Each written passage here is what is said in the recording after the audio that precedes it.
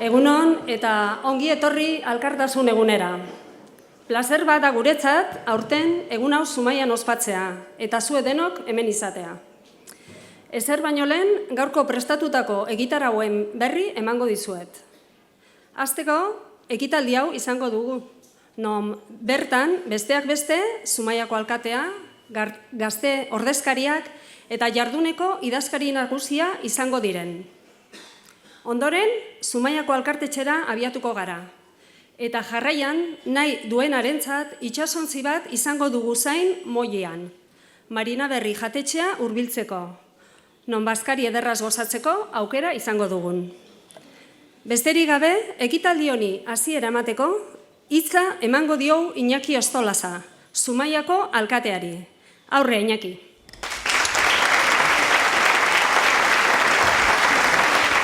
Egunon, eta Alkartasun egunera hurbildu zareten guzti-guztioik ongi etorri da. Entzun dezuen bezala, Marina kontatu dizuen bezala, gaur egun osoko egitaragua dakau, eta Zumaia ezautzeko aukera aukiko dezue. Zumaia ikusten dezuena bainore asko gehiago da. Atzo aukera auki zuten, etorri ziren hurbildu ziren gazte abertzalekuak eta gonbidatuta zetozten Ezkerra Republikanakoak eta baitare kanpokoak, bretoiak eta guztiak etorri ziren behaien jardunaldiak egitera. Eta nahi tokatu zitzaidan Zumaia erakustea, ordu bete zeon ginen, eta nahi esan nien erakutsi Zumaia ez dela solikan postalan ikusten dena, baizik eta Zumaiak badaukala bere ondare kulturala eta baita ere bere ondare industriala. Ez dizuete sartuko behia izatu nien txapa, zetik luze jungo gineke, baina bai eman nahi dizuete bi dato konturatzeko nun gauden eta Zumaia zer dan. Bat, Zumaiko gazteak erabiltzen dute egunerokotasunean, euskara erabiltzen duten egunerokotasunen gaztien 80%ak euskaraz egiten dute. Eta bigarrengo datua, Zumaiko PIB-a, Produktu Interior Brutoren 91% industriatikan dator. Kontu neuki, elkarte autonomoan 125 dala, eta Zumaian 151. Beraz, bi hoiekin ikusi dezakezue guk eskaparete bat edo postal bat, baino askoze gehiago garela Zumaian. Eta Zumaian eta hitz egiten ari garenez, Zumaian baita ere badago Eusko Alkartasunako militantzi bat, momentu honetan 25 bat bazkide gara, eta esan nahi dizuet, guretzat Alkartasun eguna Zumaian ospatzia benetako ohore badala. Oso gustora gaude, zuek honea hurbildu zaretelako. Ohore bada, zatikan urte guzti hauetan, alderdiaren 33 urte hauetan, lan asko egindun jendea eduki dugu, eta lan asko eginda herriarentzat eta Euskal Herriarentzat. Herrigintzan, adibidez, kulturtaldea badakau, jakintza kulturtaldea, eta urte guzti hauetan lanian egon da herriaren alde, eta baita ere, esan behar da, udalgintzan ere gure presentzia beti handia izan dela, Zumaiko udaletxean. Gogoratu, nola hasi ginean 86an sortu zen Eusko Alkartasuna, eta ja 87tikan 90 oki gendun alkateak Astor, Agirrezabalaga, gero 90tikan 11 Marina izan zen alkate, gero 2007tikan 2015 Iñaki ere izan zen alkate, eta 2019ko maiatzatikan aurrea, nahi tokatu zait alkate izatea. Horrek zerbait esan nahi du. Euskal Alkartasunako militanteak ez gea antolakuntza handi bat, baino garenak, bai aktiboak eta presentzia duguna herrigintzan eta udalgintzan. Aipatu nahi dut, 2007ko alkatetza zeren 16 urte ondoren, 16 urte EAJ gintzen egon da gero, 2017 urtean berreskuratu genduen alkatetza, Iñakiren bidez, eta alkatetza hura oinarritu zen alde batetikan zenbakiak ematen zutelako, eta beste alde batetikan lortu gendulako elkarrekin ados ipintzia, bai Eusko Alkartasuna, bai ANV eta bai Aralar eta Ezker Batua. 2007ko urtetaz hitz egiten ari naiz, eta gero gorpuztu zen bloke soberanista horren, EH Bildu, gaur egun EH Bildu den horren, aintzindari garela, esan dezaket harrotasunez. Hala data. Bueno, esan dut, guretzat, ohore badala, hemen alkartasun eguna ospatzia. Eta esan dezaket, ohore bat bai, baina aitortza bat ere bai. Aitortza bat, egin dugun lanaren aitortza. Hainbeste urtietan gure militanteek egin duten lanaren aitortza. Beraz, eskatu nahi dizuet, behaiei hemen daudenai eta, bueno, ja tamalez ez daudenei, txalo bero bat urtea guzti hauetan egindako lanagaitikan.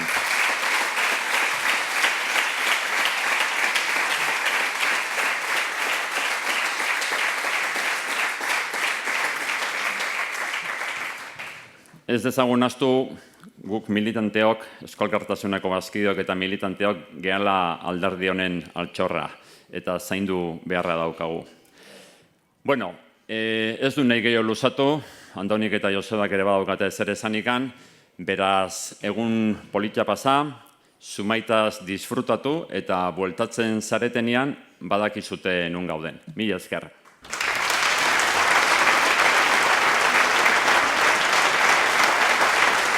Eskerrik asko, Iñaki. Jarraian, Andoni Iriondo, Gazte Abertzaleakeko idazkari nagusia. Aurkezten dizuet zuei guztioi. Zatoz Andoni, aurrea. Bueno, lehenik eta behin, eta zeozer esan aurretikan, besarkadarik beroena Espainiar eta Frantziar estatuetan dauden preso politiko guztiei, eta batik bat, eta hemen gure lagun katalana ditugunek, baita ere, Oriol, Marta eta beste guztiei, etxean nahi zaituztegu eta etxean behar zaituztegu. Politika ez delako delitua.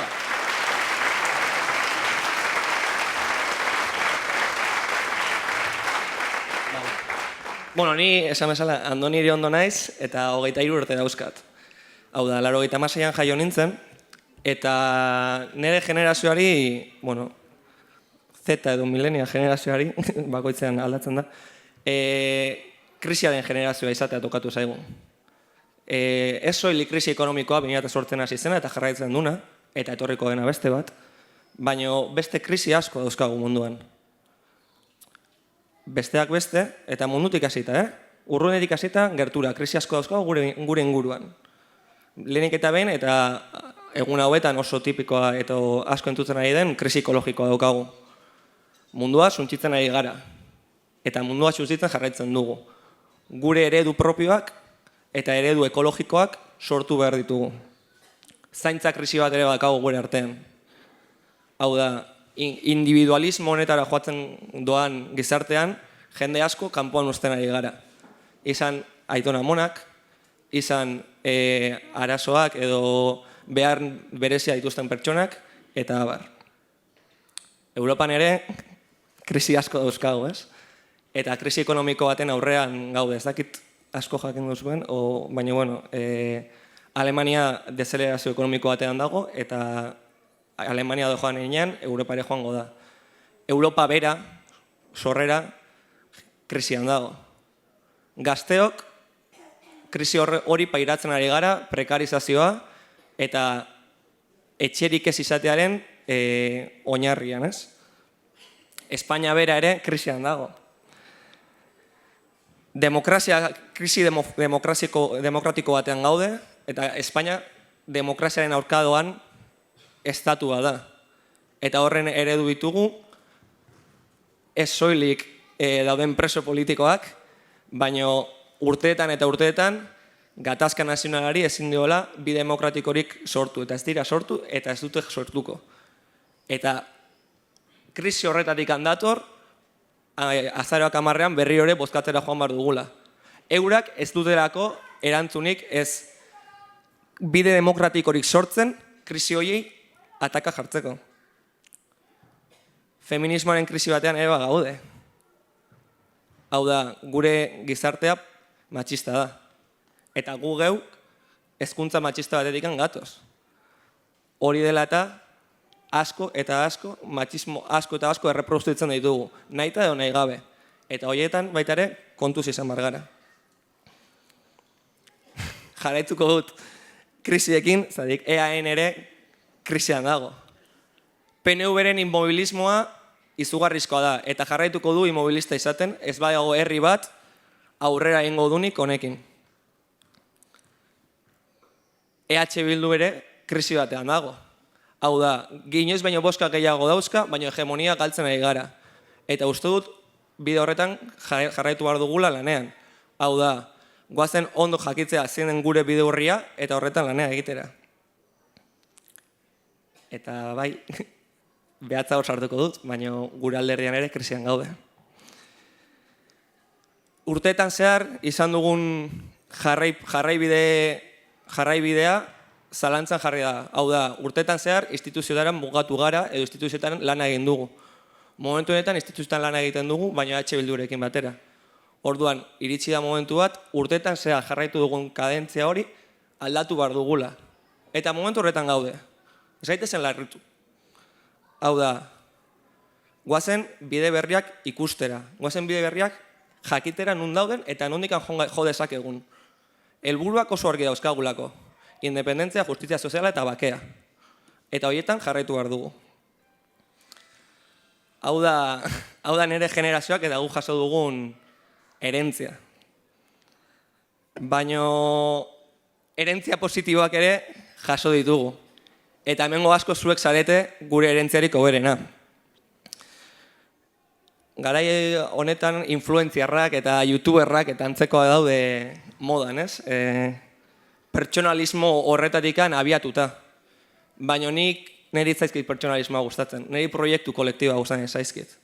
Horregatikan niretzat herentziarik hoberena, astlenero, pentsioengatikan borrokan dauden amama eta aitona guztiei. Baita ere, astero eta astero pentsio gutxi horrekin lana egiten duten eta janaria familia guztiarentzat sortzen duten amamei. Igandero gure amamak sortzen duten bazkari horiei. Hori baita gure herentziarik hoberena. Eta herentzia horren muina zein da, zaintza da. Zaintza pertsonatik hasten da. Gure burua ere zaindu behar dugu. Eta askotan ez dugu egiten. Besteak beste eta horren eredu da, eta gai honetaz ez da askotan hitz egiten, baina bueno, bere buruaz beste egiten duen jendea da.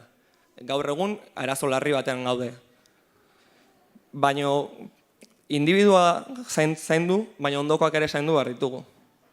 Ondokoak ondo tratatu, errespetatu, beraien ideiak edo beraien proiektuetan lagundu alden enean. Eta hori esker zaindu. Baina zaintzare hortikan haratago dijoa. Sistemak jende asko, esan dugun bezala, sistemak jende asko kanpoan uzten du. Horregatikan zaintzari esker guk zaindu behar ditugu sistematikan kanpo dauden pertsonak. Beste herentzia baita ere oso politua jaso dugu. Euskal Alkartasuna deiturikoa. Hori ere, izugarrizko erraminta bada, herri honetan, lehen esan ditugun helburuak lortu ahal izateko. Independentzia, justizia soziala eta bakea. Baino lan egin behar da. Jetxi behar gara auzoetara, jetxi behar gara gure kalera, jetxi behar gara gure komertzio eta ondoko komertzioetara. Hori baita, zaintzarekin baita ere lotuta, hori baita herria egiteko modua. Guk herria egin behar dugu. Herria egiten dugu eta herria egiten jarraituko dugu.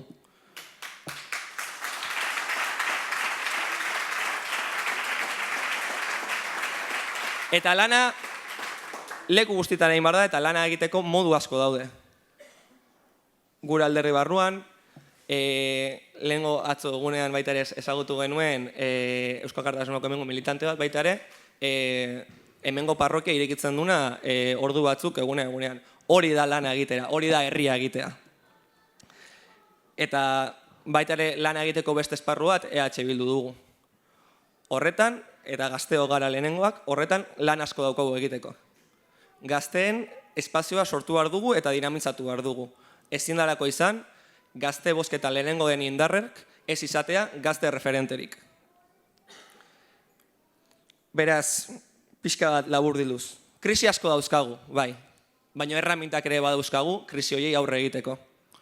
Beraz, lana, zaintza, eta sor dezagun bideak, bide horri bat sortu dezagun, eta jarraitu dezagun gure helburua lortzeko independentzia, justizia soziala eta bakea. Hau da guztia, ez duk gehiagorik esateko, sentitzen dut txapa, eta gora Euskal Herria eskatuta.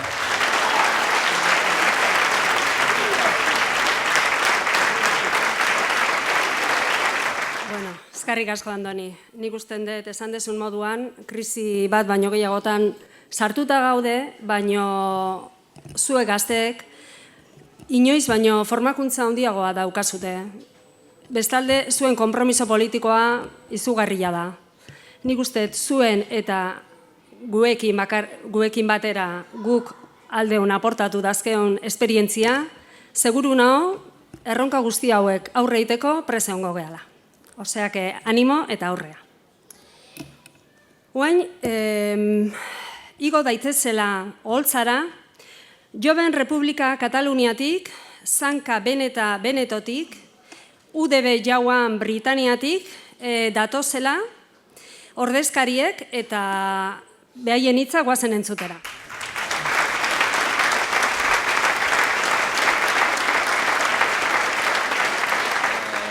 Hola, yo soy Andrea, vivo en Venecia, soy miembro de Zanka Beneta. Muchas gracias a todos por vuestra hospitalidad. Pido perdón por mi castellano, pero no lo hablo desde hace muchos años. Zanka Beneta nació hace unos años para socavar la ideología de la Liga Ex-Nord o similar y la ideología racista relacionada con el independentismo. Luchamos para un Veneto en Venecia sin cruceros que no pasan para el Gran Canaria en el casco histórico, sin la mafia que produce residuos tóxicos en nuestra tierra y una sociedad justa. Otro importante objetivo es la valorización de nuestro idioma, que actualmente no está reconocido para el Estado italiano, como el euskera, el catalán o el gallego durante la dominación de Franco. Acabamos de hacer una recogida de firmas, esperamos bien. Otro objetivo es traer reflexiones dentro de las otras fuerzas políticas, reflexiones progresistas en los partidos independentistas de derecha y reflexiones sobre el autogobierno en el panorama de la izquierda italiana y veneta. El año pasado hemos empezado a presentarnos en las elecciones locales que hemos conseguido elegir algunos concejales. Hace 2 años votamos para obtener la autonomía en el Véneto. El 60% ha ido a votar y el 98% estaba a favor de la autonomía. Pero esto es el tercer gobierno que tenemos y todavía no ha pasado nada. Tampoco en los 15 meses en los cuales ha gobernado Salvini con los Movimiento 5 Stelle. Intento bloquearlo porque dice que rompe la unidad nacional. Pero la Constitución italiana te permite hacerlo. Y algunas regiones ya lo han hecho. La situación, como podéis imaginar, no es muy buena, porque la extrema derecha sigue teniendo cada vez más consenso, más del 40%. Pero estoy seguro que con nuestra unión y nuestro trabajo ganaremos y no los dejaremos triunfar y sobre todo no pasarán.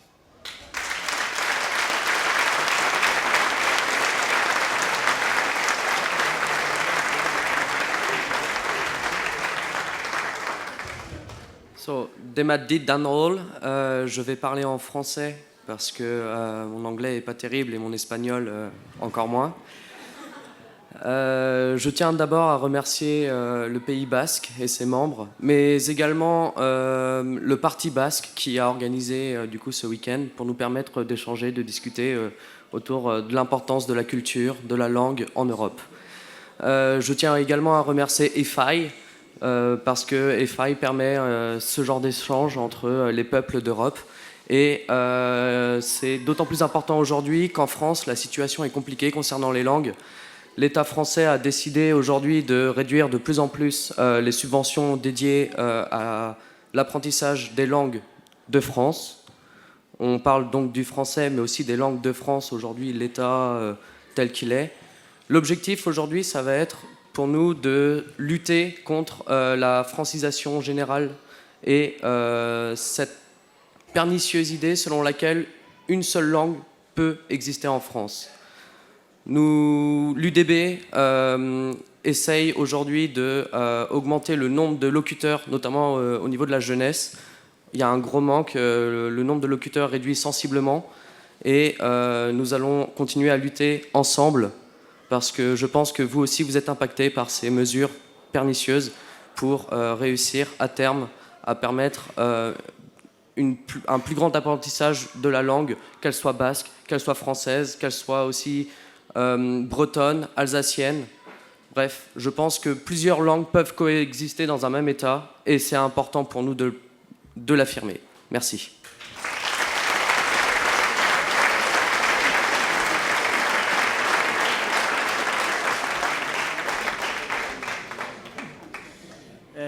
Bueno, muchas gracias por la invitación. Para nosotros siempre es un orgullo y siempre nos gusta venir a Euskal Herria y me gustaría empezar con un recuerdo a las presas y a los presos políticos, tanto vascos como catalanes, que al final son la cara visible de la represión del Estado español contra aquellos y aquellas que se han atrevido, que nos hemos atrevido al final a cuestionar la esencia de su Estado, que no es nada más que la unidad del Estado español. Pues como sabréis, hemos vivido unos meses un juicio que al final ha sido un juicio farsa, pero que os vamos a contar a vosotros que estáis un poco acostumbrados a la justicia española. Y estamos a las puertas de una sentencia que creemos que será dura y ejemplarizante para que las nuevas generaciones, que al final seguramente serán nuestra generación y las que vengan después, no se atrevan ni siquiera a intentar hacer un referéndum.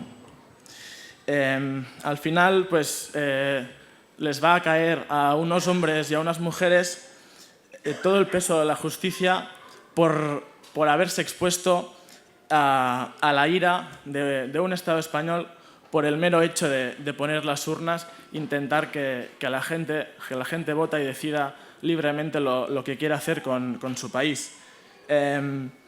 A pesar de todo, de la represión del Estado, creemos que debemos superar la rabia y debemos dejar de hacer política con el estómago, porque solo devolviendo la cuestión al terreno de la política podremos avanzar en una solución. Y de eso también tenemos que aprender un poco de vosotras y vosotros. Y nada, para acabar, me gustaría acabar con una frase de Oriol Junqueras, que él la dice en catalán, yo la voy a traducir al castellano para no perder un poco el significado, y nos dice: somos el fruto de muchas derrotas, pero somos la semilla de todas las victorias. Eskerrik asko, gora Euskal Herria, askatuta, visca Catalunya lliure!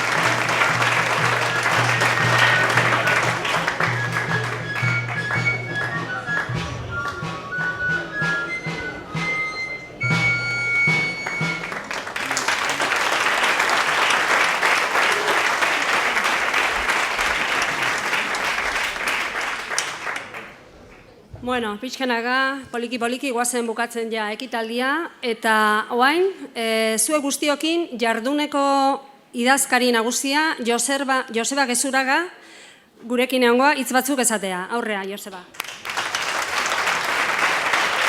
Egunon, alderdikide gonbidatu eta kanpotik etorritxako guztioi. Komunikaziokok beti esaten gaitxue, ez luzatu agurretan, baina zelan ez entzundako hitzak eta ikusitako delegazioak agur berezi bat emon nahi dutzuet guztioi, Gazteen ordezkaritzari, Euskal Herria Bilduen ordezkaritzari, gure lehendakariak izan direnai Manolo Vigo eta Carlos Garaikoetxeai, eta zueri afiliatu eta lagun guztioi. Gaur, gure elkartasun eguna ospatzen dugu, duela egun batzuk 30 urte bete ditugu. Eta gaur, ni natorkizue jarduneko idazkari nagusilez, eta dakizuen lez nire aginteak preskripzioa dauka. Beraz, datorren, mesedez, beraz, datorren 25ean, urriaren 25ean, aukera izango dugu Euskal Alkartasunako militantzia guztiak ia idazkari nagusia bozkatzeko. Kurtso politiko berria hasia da. Pasadan ostiralean, politika orokorreko plenoan, Urkulluk Euskal Herria eta EAE lasai dagoenaren argazkia saldu zigun. Baina egia da, egoera ekonomiko eta politiko trakez baten aurrean gaudela. Daukagu alde batetik hauteskunde orokorrak, Kataluniako prozesuaren sententzia, errezesio ekonomikoa, eta hori guztia gutxi balitz, alderdiaren batasuna eta primariak daukaguz erronka moduan. Eusko Alkartasunak 30 urte bete ditu oraintzu, lehen esan dut, eta historia luzea daukagu, oposizioan eta gobernuetan. Gure proposamenak egin izan duguz beti, batan zein bestean, eta aurrera erruteko grina izan dugu. Eusko Alkartasunako jende askok, Garaikoetxea lehendakaria buru delarik, Euskal instituzioak berrasmatu, antolatu eta martxan jarri genituen, helburu argi batekin, erakundeak euskal gizartearen ongizate, elkartasun eta askatasunaren mesedetan jartzea. Eta gobernutan egon garenean, gizartearen gehiengoaren bizitza hobetzen zuten politikak egin ditugu. Zerrenda oso luzea daukat, ez zaitu eta espertuko, baina batzuk aipatzeko bakarrik. Diru sarrerak bermatzeko errenta, edo gatazkaren biktimen aitortza, bazterketirik gabe. Ingurumenean aldeko elkarrekintza, ikerkuntza eta garapenean egindako inbertsioak. Euskara, Iruñara eta Iruñeko bihotzera eramatea, bazterkeririk gabe. Eta finean, hori izan da Eusko Alkartasunaren jarduna gure 33 urtetan, eta izaten jarraituko. Eta inorrez baztertzeko, guztion arteko elkarlana behar da, alkartasuna. Alkartasuna alderdi barruan.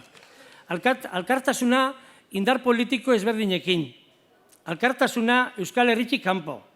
Eta horre guztiak askatasunera garamatza. Hori guztia defenditzeko, emergentzi egoeran sartzen ari garen momentu honetan, guk Euskal Herria Bildu legez sakoneko akordioak eskainiko dizkiegu beste alderdizei, sindikatuei eta eragile sozialei.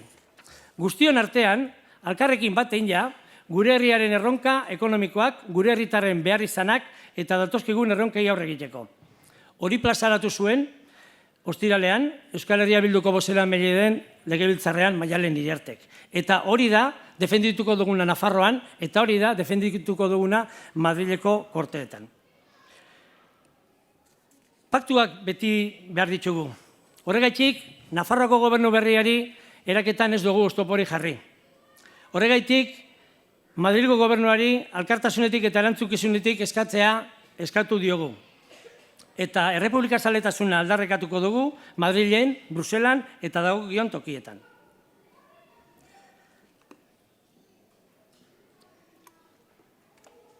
En esta coyuntura de recesión económica, en ciernes, de incertidumbres y de inestabilidad política, es más necesario que nunca un partido cohesionado y fuerte, para hacer frente a los enormes retos que nos tocará afrontar.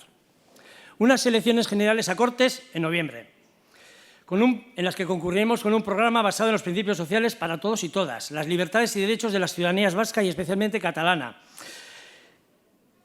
y donde estaremos dispuestos a analizar cualquier alianza de progreso para frenar a la derecha. Para ello, quiero recordar también hoy aquí que contamos en Madrid y desde hace unos meses, gure senataria dena Idurre Bideguren, con nuestra senadora Idurre Bideguren. Otro reto importante va a ser la sentencia sobre el proceso. Ya se ha hablado de ello. Va a ser una sentencia, se ha dicho, dura, ejemplarizante, con inhabilitaciones, con multas, con penas de cárcel. Cumplimiento de cárceles, probablemente tal y como está pidiendo la Fiscalía, en cárceles alejadas de su origen, es decir, en cárceles del Estado. Eso aquí ya lo conocemos. Lo que suceda en Cataluña nos interpela a todos, especialmente a nosotros, porque Cataluña ha elegido el camino de profundizar en la democracia y es también el camino que tiene que tomar en algún momento la sociedad vasca. Es un juicio contra la democracia y más aún un ataque a la democracia. Las personas juzgadas, a nuestro entender, no han cometido delito alguno. Después de intentar hasta la saciedad negociar con el Estado español algún tipo de acuerdo, se han encontrado siempre con la cerrazón más absoluta. El conflicto entre España y Cataluña es de naturaleza política y por ello su solución debe ser política, no judicial. Y hablando de judicialización de la democracia, no nos podemos olvidar de los 47 enjuiciados recientemente por defender los derechos de los presos. Ni podemos olvidar hoy y aquí la barbaridad judicial que están sufriendo los jóvenes de Altsasu. Hemendik besarkada bat guztiontzat.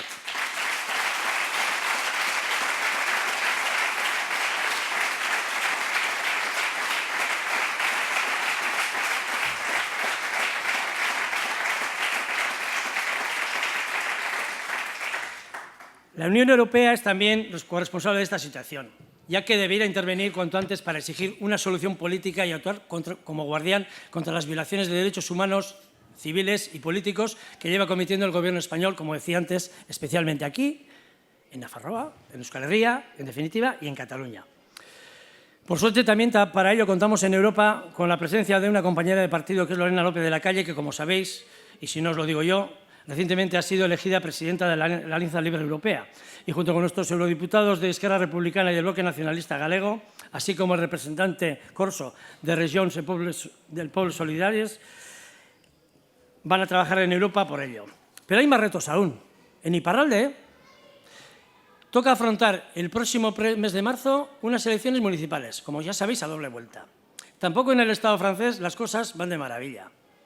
Se prevén huelgas importantes este otoño en diferentes sectores y la situación política, al igual que en el resto de Europa, en general se vislumbra cuando menos difícil, con una recesión económica generalizada, crisis humanitaria sin resolver y enormes retos de futuro. Beste erronka batzuk ere badagoz, Gasteizeko gobernua.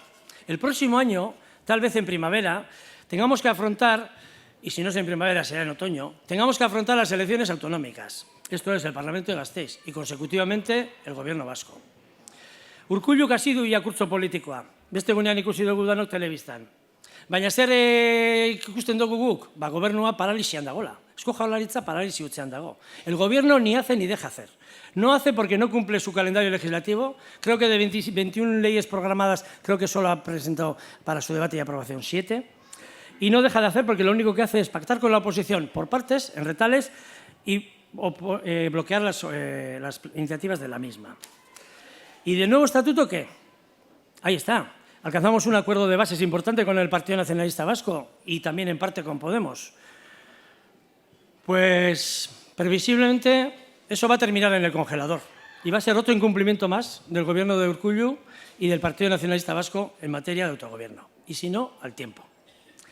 En esta coyuntura es más necesario que nunca estar centrados en los retos y acometer y en plantear alternativas y soluciones desde Eusko Alkartasuna y desde Bildu. Lan asko dagolako egiteko etxe kanpoan, eta noski lan asko daukagulako etxe barruan ere egiteko. Hasteko konfiantzak berreskuratu. Besteengan, eta lehen batek esan dabe moduan hemen, norberengan, hasteko. Jendea oro, aspertuta dago zatiketetaz. Guzti hori dagokigu, konponbiderako pausoak ematea. Elkarrizketa eta eztabaida etxe barrura bueltatzea. Gure historia eta indarguneak balioan ipintzea. Eta ez, ahuleziak nabarmentzea. Eusko Alkartasunak merezi du. Gure militantziak merezi du. Urteetan egindako lanak eta ekarpenak merezi dute. Eta guzti horrek, etorkizunean irautea ere, merezi du. Ahora voy a hablar del partido. Si la unión hace la fuerza, La desunión provoca el efecto contrario. Hoy, 22 de septiembre, se cumplen casi 3 meses desde la dimisión del anterior secretario general, Pello Irizar. Nuestros estatutos prevén, en su artículo 53, que en ese caso la Asamblea Nacional elegirá o nombrará uno o una secretario general en funciones, que en un plazo máximo de 2 meses habrá de convocar un proceso de primarias para que sea elegida la persona sustituta secretaria general, la nueva persona que ocupe la secretaría general. El 19 de julio, como es público, la Asamblea Nacional instó a la Comisión de Garantías a resolver antes del 6 de septiembre las resoluciones pendientes sobre el procedimiento de primarias. Todas, estimándolas o desestimándolas. Igualmente, la Asamblea Nacional instó al secretario general en funciones que os habla, a la Ejecutiva Nacional y al Consejo Nacional a dar cumplimiento a los estatutos de Eusko Alkartasuna y convocar antes del 16 de septiembre un proceso de primarias para elegir la nueva persona que ocupe la Secretaría General. Es decir, se requiere la obligatoriedad de todos los órganos de Eusko Alkartasuna de cumplir nuestros estatutos. Al efecto, el proceso de primarias ya se ha iniciado. A partir de la próxima semana, toda la afiliación recibiréis vuestra inclusión en el censo electoral correspondiente. Las candidaturas podrán ser presentadas para el 14 de octubre y después de una campaña electoral, el 25 de octubre se celebrará la jornada de votación para la Secretaría General.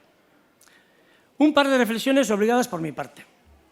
Los estatutos se podrán interpretar o desarrollar por los órganos de control o de gobierno del partido, pero nunca contravenir. Los estatutos solo los pueden modificar un Congreso.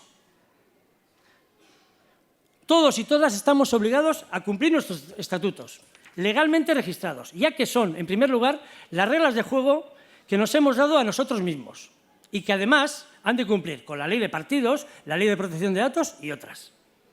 Además, quien nos habla, secretario general en funciones, tiene ese mandato expreso, porque ese es su cometido principal.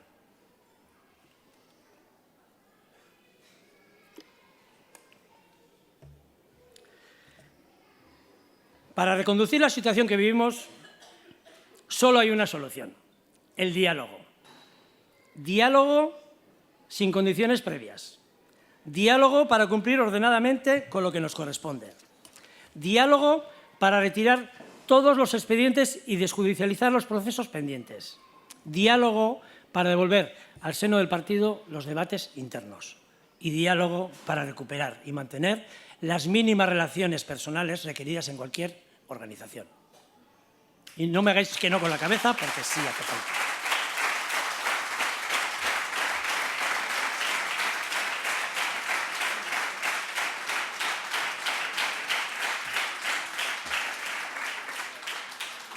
Los debates hay que saber abrirlos, pero también hay que saber cerrarlos.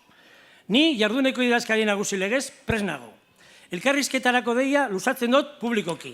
Bai, eta behar diren akordioetarako prestutasuna luzatzen dut une honetan. Mi mano está tendida para el diálogo.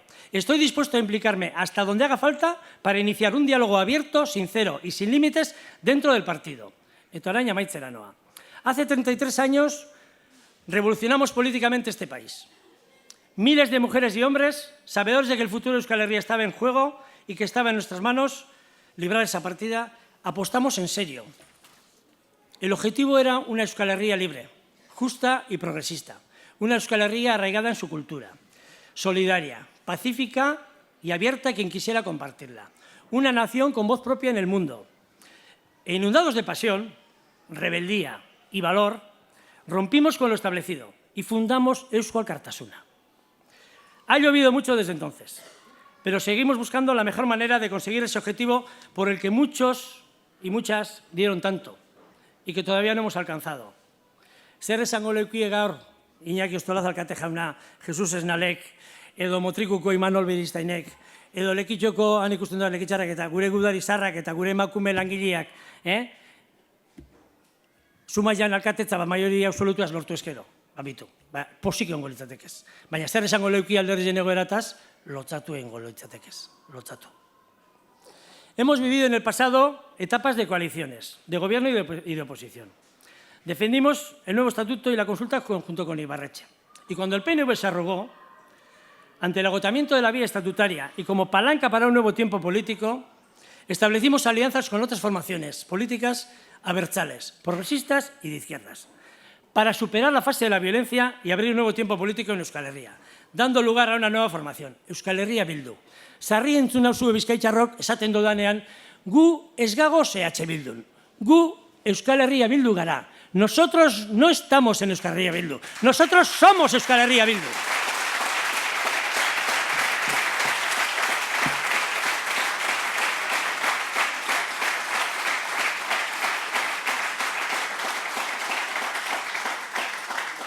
Hemos sido muchas las personas que con orgullo hemos llevado la hoja de roble con todo lo que significa desde el ayuntamiento más pequeño hasta el Parlamento Europeo. Fuimos el primer partido en contar con un código ético en su seno. Ahí veo a Rafa Larreina atrás y efectivamente algo tiene que ver en ello. Y a día de hoy no hemos tenido un solo caso de corrupción política en nuestras filas. Esa ha sido, es y esperemos que siga siendo en el tiempo la mejor aportación que podemos hacer a nuestro país. En los próximos tiempos tenemos otra vez el futuro de Euskal Herria en nuestras manos. Y tenemos el primer reto en nuestra propia casa. Recuperar la unidad y reforzar el proyecto de Eusko Alkartasuna. Eusko Alkartasunak merezi du. Gora Eusko Alkartasuna eta gora Euskal Herria eskatuta.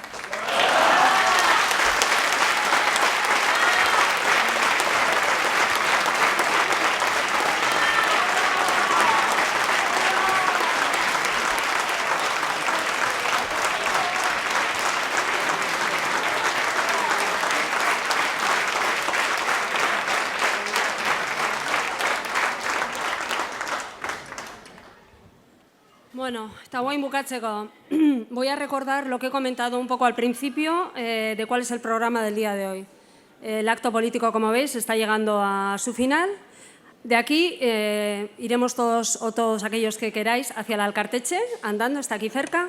Y después deciros que a vuestra disposición o a la disposición de quienes así lo necesiten, vais a tener un barco en el muelle que os llevará al restaurante Marina Berri, que está al otro lado del puerto. Beno, besterik gabe, mila esker bertaratutako guztioi. Esan bezala, plazer bat izan da zuek denok gurekin izatea. Egun ederra dugu aurretik eta goazen gozatzera. Ondo pasa.